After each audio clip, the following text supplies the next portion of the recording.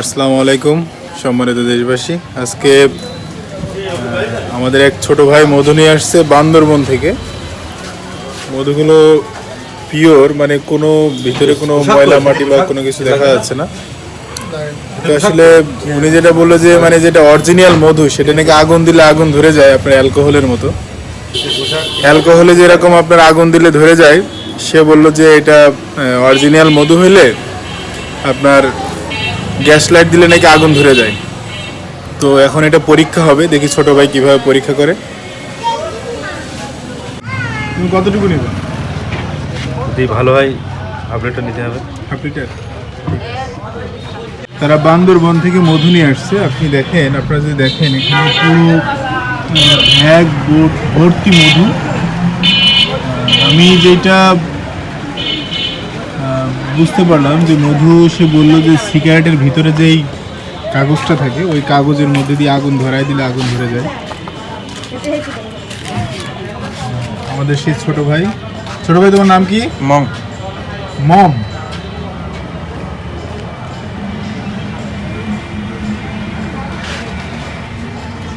Expert. মানে এটা শুধু অ্যালুমিনিয়ামটা রেখেছে, অ্যালুমিনিয়ামে আগুন ধরে না। এটা চলবে না আর? না না, এটা তো অ্যালুমিনিয়াম রয়ে গেল। এটা চলবে না না, পরীক্ষা হচ্ছে এখন। আমাদের ছোট ভাই এখন পরীক্ষা করবে। দোকানে এসো। অরিজিনাল মধু।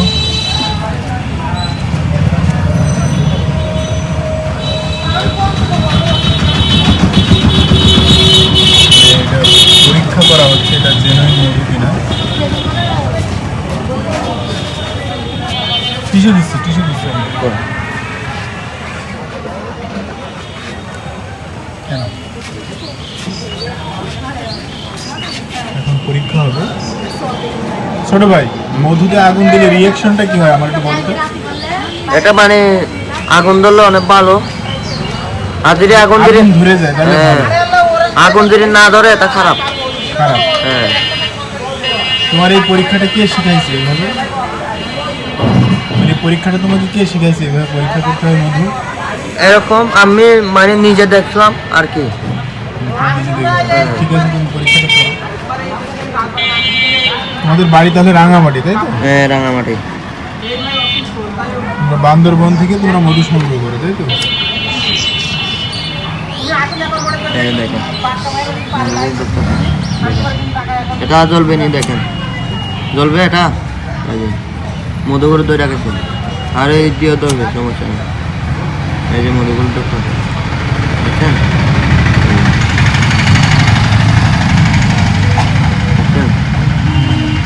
এই যে এটা কাগজ রাখে জীবনের সম্মানিত দর্শক কিন্তু আপনারা দেখলেন মধুতে আগুন ধরে গেল। তার মানে সে প্রমাণ করতে চাইলো যে এটা ফ্রেশ এবং পিওর মধু। তোমরা এখানে কোথায় আছো এখন? মানে জীবননগর আর কি। জীবননগর থেকে আমাদের এদিকে এসে মধু বিক্রি করতে হবে, তাই তো? কালি লেগে যাবে, কালি লেগে যাবে। তুমি টিস্যু থেকে এটা না লাগে, সমস্যা না। ঠিক আছে, বুঝতে পারছি। তো যাই হোক, আমরা এই ছোটো বাড়ির কাছ থেকে মধু সংগ্রহ করতেছি। মধুটা অনেক ভালো।